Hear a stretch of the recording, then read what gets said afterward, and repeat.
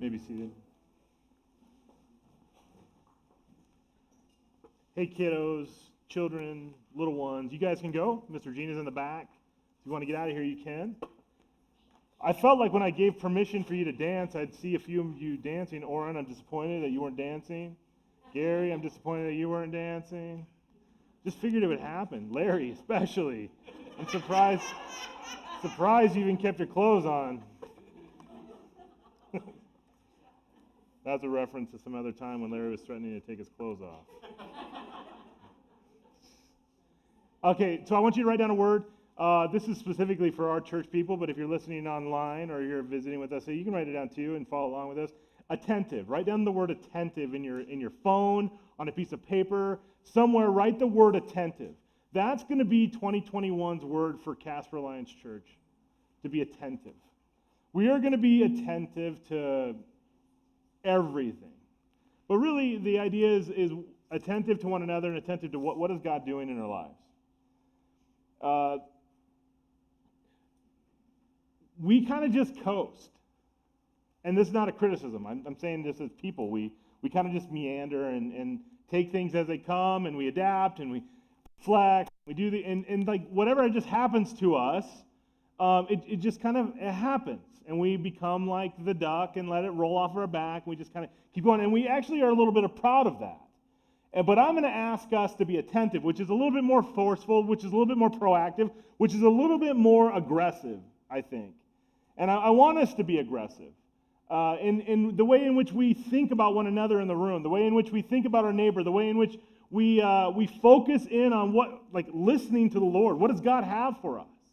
I don't want us to just to wait. I think in church culture, and I'm really critical of the church and critical of pastors and critical of virtually everything. I know I've talked about it. I'm like a half-empty person. I'm trying to change that. But like we just kind of like we complain.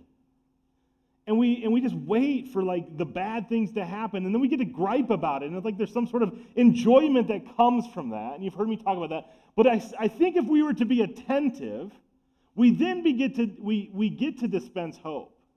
We actually get to do the thing that we claim that we are, and that's people of hope. So for 2021, in this church, we are going to use the word attentive a lot. And I'm going to ask the question, are you being attentive? Are you paying attention to what God's doing in your life? Are you paying attention to what God's doing in your family? Are you paying attention to the person that lives across the street from you? Are you paying attention? We don't know our neighbors very well. We've lived in this house for a year and a month or so, 2 months, I don't know, a month, a year and a month. And we don't know our neighbors. I know one of their last names because of their Wi-Fi. It's the Graysons. We know the Graysons. Wi-Fi is next door to us. They know what I do. They're retired. We have pleasantries. We wave and do these things. I didn't tell her. She brought us muffins this last week, and the dogs licked them, so we couldn't finish them because I didn't want to have, some of you guys are into that. I'm not. But I noticed like 2 weeks ago that she had like a walker, and she was like hobbling to, and I'm sorry if you're listening, but hobbling to her car and with a walker, and I never asked because, they're our neighbors. You don't talk to your neighbors. That's creepy. And so you're like, we're not psychopaths. But I noticed it, and then, so she brought the muffins, and then we were forced to have a conversation, and she told me her husband, Mr. Grayson, is having hip surgery this week, and that she had hip surgery like 3 weeks ago. I had no idea. No clue. So now you have two people in the house who both have had hip surgery, and she was really excited. She's starting to feel better and stuff. I had no clue. I just saw that she was injured. I didn't ask. I didn't talk to her. I just noticed it. And we waved, and we're like, hey, I hope you're enjoying hobbling across the ice. Like, that's the kind of like you're not helping me. And she's like, I get groceries, and this is the pastor neighbor just drives along and waves. That story can be replicated in all of our lives a little bit, right?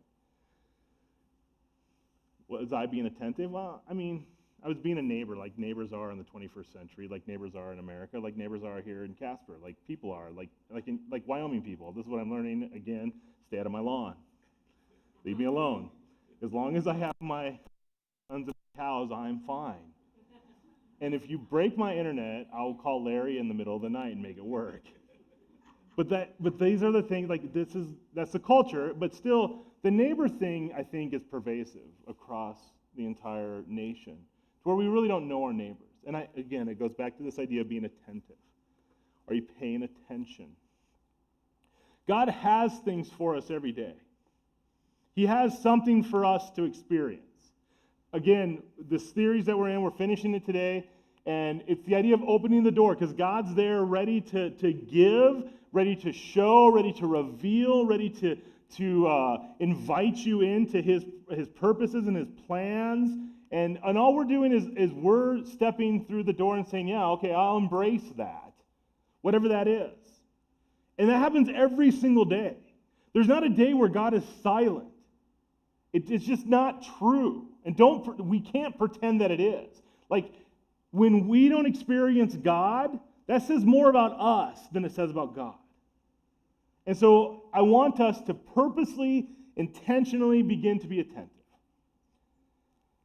So this morning we're going to be in Matthew chapter 2. We're going to read the story of the wise men this morning, and they were attentive people. I didn't plan that, by the way. I was talking about attentiveness a few weeks ago, but these were attentive men. Next week, we're going to have a one-off talk. The kids are going to sing during church. We were going to do it a couple weeks ago. They're going to come and we're going to just have them sing and do their carols and hopefully take some pictures and laugh, and it'll be fun, and we'll try to do some other Christmassy things. So we're like to do a Christmas reprise next week. And then the week after that, which would be the 10th, January 10th, we're going to start a new series on the book of Titus. We're going to work through Titus for a few weeks. And the idea of Titus is, what does it look like to live in a church or be in a church and have leaders in a church in their current culture? Try to juxtapose leading and being a part of a church family and navigating the culture while we live in that church family. And that's what Titus was having to do. He had to figure out how to make leaders in a time where that was weird. He was trying to multiply himself so that the church would grow. And what does it look like to be a biblical leader? What does it look like to have elders that are real elders that eld appropriately? And so we're going to work through Titus for a few weeks, and then it'll be fun. Probably 8 weeks in Titus. Just giving you a little play-by-play. All right. Let's read this text for this morning. Matthew chapter 2. Jesus was born in Bethlehem in Judea during the reign of the king Herod. About the time some wise men from eastern lands arrived in Jerusalem asking, "Where is the newborn king of the Jews? We saw his star as it rose, and we have come to worship him." King Herod was deeply disturbed when he heard this, as was everyone in Jerusalem. He called a meeting of the leading priests and teachers of religious law and asked, "Where is the Messiah supposed to be born?" "In Bethlehem in Judea," they said, "for this is what the prophet wrote. And you, O Bethlehem, in the land of Judah, are not least among the ruling cities of Judah, for a ruler will come from you who will be the shepherd for my people Israel." Then Herod called for a private meeting with the wise men, and he learned from them the time when the star first appeared. Then he told them, "Go to Bethlehem and search carefully for the child, and when you find him, come back and tell me so that I can go and worship him too." After this interview, the wise men went their way, and the star they had seen in the east guided them to Bethlehem, and went ahead of them and stopped over the place where the child was. When they saw the star, they were filled with joy. They entered the house and saw the child with his mother Mary, and they bowed down and worshipped him. They opened their treasure chests and gave him gifts of gold, frankincense, and myrrh. When it was time to leave, they returned to their own country by another route, for God had warned them in a dream not to return to Herod. Father, I pray that whatever I say this morning is only from you, that my silliness and my clown behavior does not distract from the truth of your scripture, And Lord, that this morning as we look into the Word, as we talk about Jesus, as we talk about the wise men, that you receive blessing and glory, and that as a church family we grow and learn just a little bit more about you. We love you, Lord. Amen. What a fun story, the wise men. We even wrote a carol about it, and the kids butchered it by making them smoke rubber cigars, and it's the three wise men are fantastic. You guys know that version of the three wise men? Where they smoke rubber cigars? Does anybody know that? They want to sing it? You guys don't know that? Aaron, you could sing it for us. It's a great tune. Look it up on YouTube. I'm sure it's out there. The kids have butchered it just like they just turn it into their own parody. But the wise men are these guys from the east who noticed a star and followed it. Did anybody try to see the star a week ago or so? Anybody see it? Actually have some vision of it? Nice. We randomly drove all over the place searching for it, and we didn't see it. And I text people that I knew, and they're like, we didn't see it. It was too cloudy. And we drove, we were and the kids were like, can we just go home? And we're like, no, we're gonna go see the star because that's what we're supposed to do. And so we're driving, and we're out, and we just keep going, and we ended up in Idaho. Just wondering if anybody's still paying attention. We actually really didn't even get to the Scott's house. We drove out there to where okay, we could see around the mountains, and we could okay, it's not there. We're not going to be able to see it. But you had to be out there at a specific time. And it's been talked about that this is the Bethlehem star. It's when the astrological event happens, and then it creates a bright enough light so that you can see it, and the two planets collide, and it's beautiful and stuff. Well, I think we call it the Bethlehem star, but I think it's a little bit different than what's going on here. This feels way more directive, and way more obvious, and actually not so bizarre to where you have a family of four driving around looking for it. This is very clear that this is the thing that these guys are supposed to be following. Now, the other thing is I've always wondered, and I could have researched it, but did everybody else see it also? Or was it specifically intended for these guys to see and see alone? Because if it was the two scenarios, everyone saw it, or it was specifically for this group of people, right? Both of them have an interesting spiritual lessons there. One is if it was for everyone, who ignored it? Who ignored this thing that was happening? And how often do we ignore this thing that's happening? If it's specifically intended for three guys, what's the lesson there? God's speaking directly to us. And when he has a message for you, you better pay attention. Because if you miss the message, you miss the opportunity to experience God. There's lessons in all of this stuff. But let's look at the idea here is we're opening the door, and so it's the end of the year, and I've joked about this too. This is National Youth Pastor Sunday. We don't happen to have multi-staff here, but I assure you, when we do have multiple staff, I'm going to give this Sunday to that person and say, hey, you get to preach, because church attendance will be low, and people will be on their Christmas high, and the pastor goes on vacation. That happens, and I preached this Sunday my entire career. Because that's what happens. The senior pastor gives it to the understaff, and the understaff have to go deal with it. So as I was watching churches this morning, like I do, it's my hobby. I watch Alliance churches, and I try to encourage them out there. Man, all kinds of associates I've never seen in my life were preaching this morning. And they were excited, and they were stumbling over their words, and it was beautiful because it's a great learning tool. It's a great lesson. It's one of those things that they need to do, and there's all these youth pastors out there talking, and it's the first time they've ever stood in front of a big church, and they stand up and they go, wait a second. You guys are not even that fun to talk to. I'd rather talk to 15-year-olds. That's usually the framework. But it's the morning where this is the morning. It's Youth Pastor Sunday. Why did I say that? Well, here's the deal. You can learn from every biblical teaching, I really believe, and it has to do with, are you ready to receive what God has for you? Are you ready to hear from the Lord? Are you ready to open the door to the opportunity that God's going to lay before you? It doesn't have to be Dr. Whatever. It doesn't have to be the guy with the church that's 10,000 people. It doesn't have to be the guy that's on the radio. It doesn't have to be the guy that has 700,000 subscribers on YouTube. It's the guy that's willing to present the good news of Jesus Christ before you and you being ready to receive what he has for you because God's using him. And once we catch that as a people, we will grow and grow and grow so much. So that's what's been good for me as I watch all these pastors across the nation talk. I glean so much from the way that they're, and I feel like I know some of them, like the guy in Butler, Pennsylvania. Like when he preaches, I'm like, man, he's been doing this for 40 years. I don't know who he is, but I learned so much from like 5 minutes of watching him. He just has a way, and he speaks to my heart. He doesn't know who I am, but I've gleaned something from him because I'm ready to hear from him.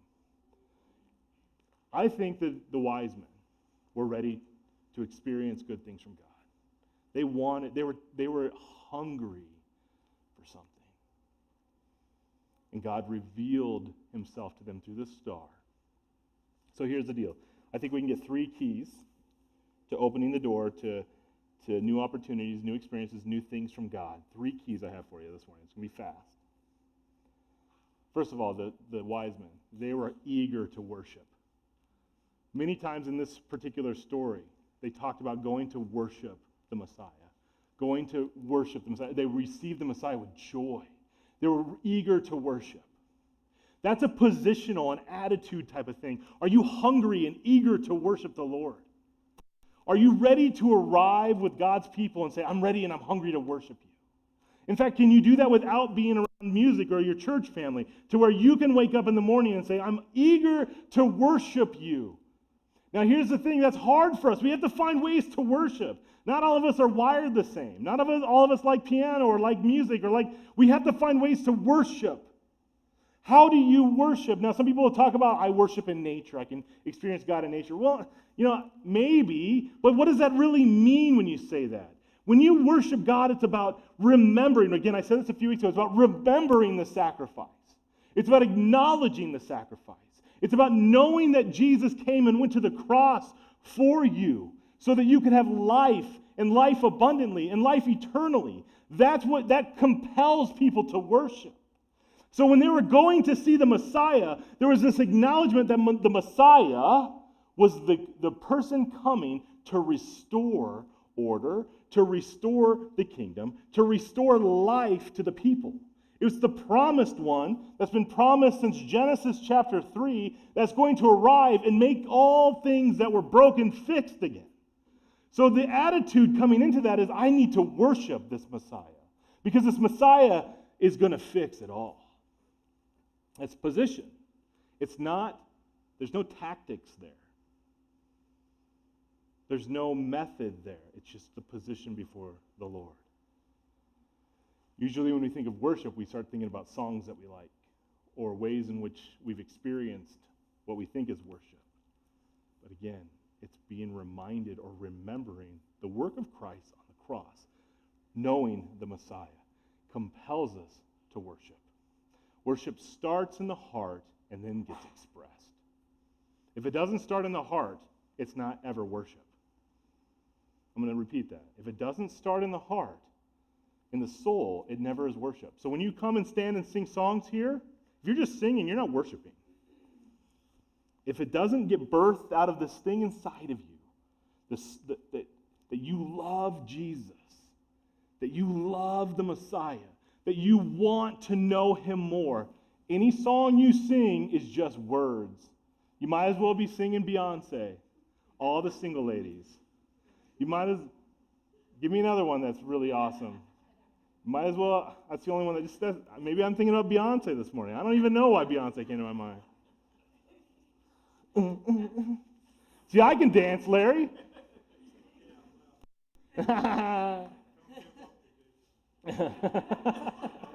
True. It's a Sunday morning job is what I have. Sunday morning only, it's when I work. Are you facing every day eager to worship the Lord? Again, it's birthed from the soul, from the heart. And then our activity, which we call worship, that's where we're just expressing the worship that already is inside of us. So if there's people, again, I'm gonna double down on this. If people are like, I just don't like music. Remember, music isn't worship, it's an expression of something that's already inside of you when you love Messiah, when you want to be connected or have a relationship with him. Prayer can be worship, silence can be worship. Serving food to bringing muffins to our house can be worship if it's birthed out of a relationship and a desire to know and be in the presence of the Messiah. But are you eager to do that? The wise men were eager to worship. They stated their purpose. We've come to worship him. They brought gifts when they arrived, once they saw him. We need to open the door and be ready for God to reveal himself to us, but have that desire, that hunger to worship him. All right, number two. Number two, keep your eye on the star. Now, you could drive aimlessly like the Fazel household, thinking that it's somewhere out west, south area. Well, that's one way to follow the Lord. Aimlessly just meander. Are you keeping your eye on the star? Are you keeping your eye on Christ? Turn me to Galatians chapter 2. I'm going to read a famous passage to you. Then we're going to go to another famous passage that I really like, that you've heard. Galatians 2, verse 20.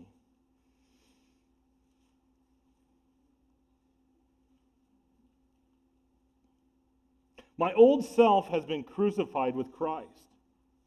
It is no longer I who live, but Christ who lives in me.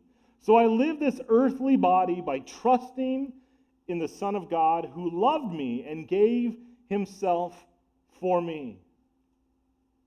I do not treat the grace of God as meaningless, for if keeping the law could make us right with God, then there was no need for Christ to die. Again, you no longer live, but Christ lives in you, the hope of glory. Keep your eye on Jesus.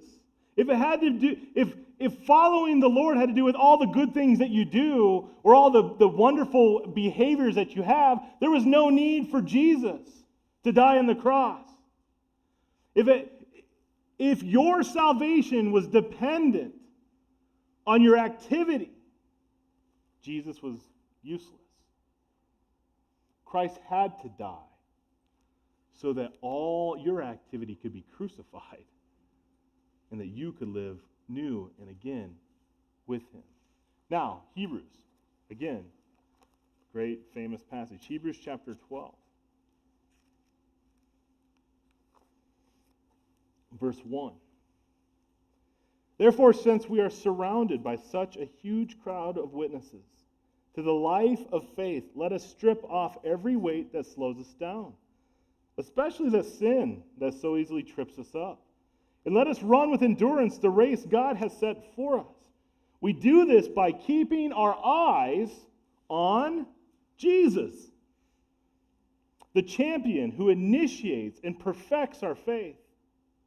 Because of the joy awaiting him, he endured the cross, disregarding its shame. Now he is seated in the place of honor beside God's throne. Keep your eye on Jesus. Are you paying attention to the star? The star led the wise men directly to the location where the Messiah was, to where the boy was.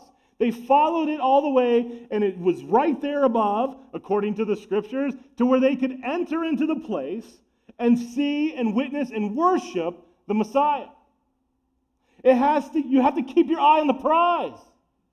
The moment we turn away, the moment we look away, the things get crazy.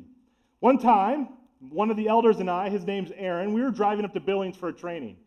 And Aaron, stand up for a second since you're here in the room. I just want everybody to pay attention to the guy who almost killed me. Okay, now Aaron, you can sit back down. We're having a great conversation. I'm not even sure what we were talking about. We're having a great conversation. You remember this, right? Because I wet myself in your car. We're just driving, and once you get up towards Buffalo, it's not just straight anymore. Roads start to turn a little bit, right? You can sleep from here to Buffalo. And as long as things don't get too wonky, you'll be fine. Maybe a wind gust will startle you awake, Anyway, we're having this great conversation. Aaron looks at me, and I'm not joking. He's driving, he looks at me, and we like face to face have a conversation for like 2.5 seconds. And he almost drives off a bridge. I mean, it was close. He was like literally 2 seconds off the road. And we could have plummeted off like 8 feet. I don't know. It was a bridge though. But it was like, do you remember what I was like, ah! And you're like, what, we're fine? Like, this is an everyday occurrence. I'm like, man, now I understand what my wife feels like when I'm driving her around. But it was like 2 seconds. It wasn't any time at all. And I was freaked out, like I thought we were going to die. When you take your eye off the prize for just 2 seconds, things go haywire. Now, is that to make us feel guilt and shame and like frustration that we can never? No, it's just we have to keep our eye on the prize. Keep your eye on Jesus. Fix your eyes on Jesus. He's the perfecter of your faith. You don't perfect your faith. He perfects your faith. It's His work in you. It's His power, His authority, His life, and your surrender that perfects that. So as we keep our eyes on Christ, as we look towards, and using the wise man's story, as we see the star leading us to Jesus, we have to continually focus on Him, or we will deviate so quickly. It's not hard for us to just drive right off the road. And I know that's how it is. I've talked about it from the front before. We don't all wake up in the morning and go, I got a list of about 9 things I'm going to do today that are completely inappropriate and sinful. Maybe I'll add a 10th. We don't wake up every morning doing that. We just all of a sudden end up there. And it's because we take our eye off the prize. We take our eye off Christ. We take our eye off the star. We take our eye off the thing that drives us towards the Messiah. So how were the wise men able to experience new opportunities? Open the door to the new opportunity of experiencing Christ. They kept their eye on the star the whole way. The whole way. They did not deviate from the plan. They just kept following the star. Take me to Jesus. Take me to Jesus. Wherever this Jesus is, the Messiah, I'm going to get there and I'm going to worship Him. So face each day ready to worship, eager to worship, hungry to worship. Keep your eye on Christ. Focused on Jesus. Lastly, third key. I haven't done 3 steps in a long time. It's just me talking usually. Stop it! This is like old people preaching. Just kidding. I'm just kidding. This is how we were all trained. We are all trained to give 3 points and a conclusion. And it makes me sad because it's not a conversation. It's me telling you what you need to know. And it's hard for me. So I'm confessing I don't like it. But I'll do it because I know it's important. But it is old people preaching. I'm doubling down. But I'm an old person now, so I guess that's okay. I'm not even going to apologize for that. Old people in the room, you know I love you. And Adrienne. Because she's younger than everybody but me. Because how old am I? 29. Thank you. All right. Last key. Are you listening for His voice? I think one of the greatest things that for Satan that's happened this year, it's made the world noisy. It is a noisy, noisy, noisy world. There are input everywhere. And I will confess something in our household. If we're not locked into a show that we're watching, we could spend 30 to 40 minutes scrolling, looking for a show to watch. Anybody else have that experience? There is so much to consume. There's so much noise. There's so much, it's just verbal diarrhea. You knew I was going to say it, didn't you? That we can't listen anymore. We don't hear. I think that's one of the things that happened this year that is such a tool of the evil one to make us just be part of that noise. I don't want us to be noise-filled followers to where we are turned with whatever sort of like noise is happening. Like I've talked about Hazel, Fazel, our poodle. If we had 5 squeaky toys in the house, this has happened before. We haven't done it with 5, but we've done it with multiple. We could all stand in different spots and squeak it.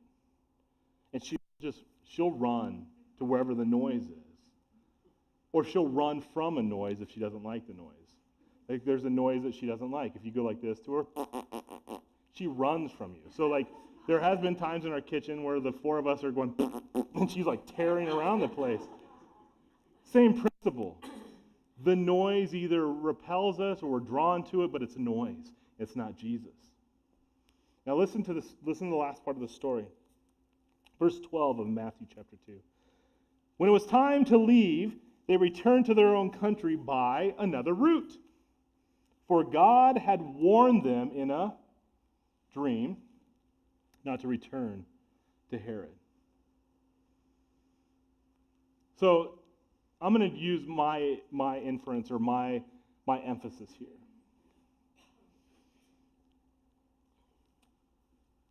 First of all, whenever you've experienced something pretty amazing in your lifetime, did you tell somebody about it? I would say yes. If you've experienced something pretty incredible, you've told someone about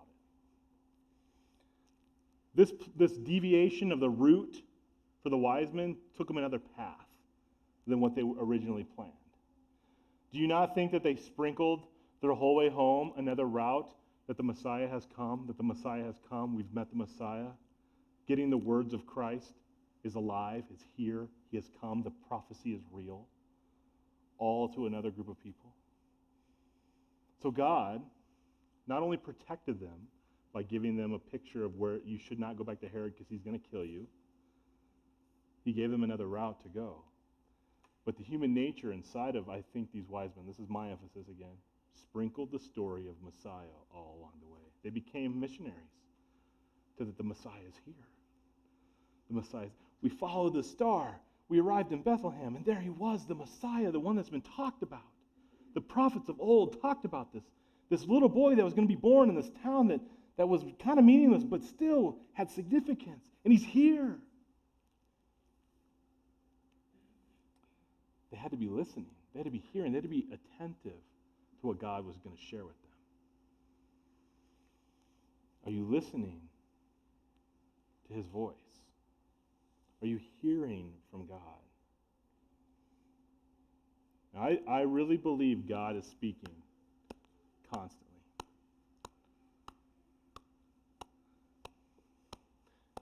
Now, I want somebody else to start clapping in a different rhythm. All of you start clapping. Louder. Now, eventually, you can't hear if you keep clapping, you can't hear the voice of the Lord. Now, if I go like this, you get the point? There's noise all the time. God's voice is steady. You're not special, and he speaks to you. Because he speaks to everyone. And he's always speaking. And he hasn't stopped speaking. All we're doing is creating more noise. So we don't hear it. And that's one of Satan's biggest tools, again, is to create all kinds of noise to where we don't get to hear the very words of the Lord, or we're so distracted by it. So distracted by it that we can't even react to it. Or we're not prepared to worship him. Or we're not even looking at him. You see the flow here? If you're not eager and hungry to worship the Lord, if you're not fixing your eyes on Jesus, the star, you will never hear him. Ever. There's a flow to experiencing the good things of the Lord. Eager to worship, fixating on Jesus, And he will speak. I promise he's speaking constantly. He hasn't stopped talking. So for us to say that he has is not true. So that's how you can experience God's opportunities for you in 2021. Worship, fixating on him. Listen. Let's cancel out the noise. So I'll give you one thing you need to do this week, right? This is the week where we're all kind of like, I mean, it feels a little different this year, I understand. This week is like a holiday week. It's like that week in between Christmas and New Year's. We're all just kind of down a little bit. We don't have to do as much. Everybody's kind of, it's a little bit slower for most people. I know that work still happens, but it's like we kind of are all a little bit up. And typically, this is where we all go travel to somebody else's home and have Christmas with the extended family and do those sort of things. And it's going to be a little bit different this year. But I'm going to ask you to do something this year. I'm going to ask you to turn something off for one part of your day. Just turn it off. Whether it's the news, maybe the news is so distracting to you that maybe it's time, just let's say Tuesday morning from 8 to noon, you are not going to take any sort of news intake. Maybe Facebook and scrolling Facebook is one of those things that's just so distracting. Maybe from noon to like 8 one day, you're just going to say, nope, no internet, no screen, no, just take a hiatus for this period of time. And I'm not telling you to do anything else. I'm just telling you to remove the noise. Remove some of the noise this week. Find a time to remove it. Maybe the noise is work. Maybe you say, I'm going to take this morning, and I don't know how I'm going to pull it off. I'm going to take this morning, or maybe I'm going to wait till next week. I'm going to take 8 to noon off. I'm going to take a half a day of vacation, and I'm just going to be quiet. I'm not going to hang out with anybody. I'm just going to be quiet because I'm going to remove the noise. I think when in that, God will begin to cultivate in your heart and desire to worship a vision for him and this quiet that we're looking for. Because God is speaking. God is not quiet. He's actually extremely loud. We're extremely deaf. He is so loud. The mission, the call is there for us. And we need to act upon it. Let me pray, and then let's do the doxology to close today.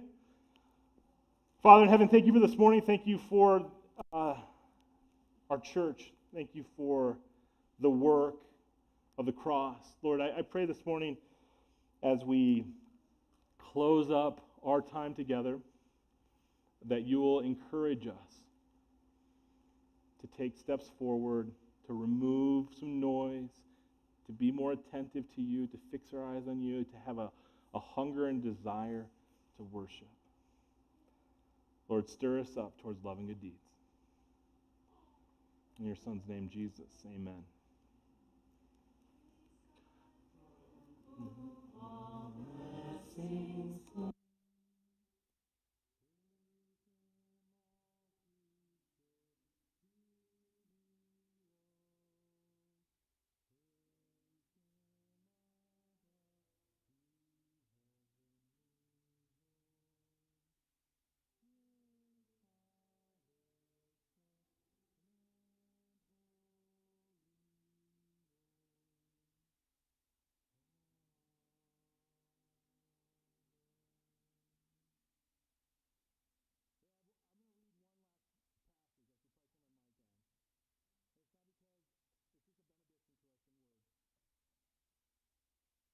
This is the Church of Philadelphia in Revelation.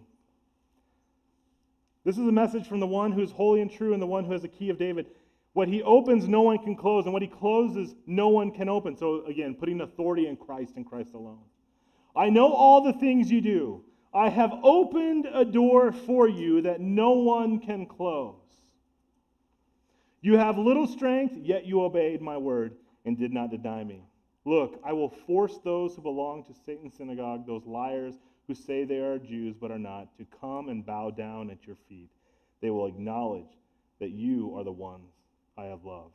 Because you have obeyed my command to persevere, I will protect you from the great time of testing that will come upon the whole world to test those who belong to this world.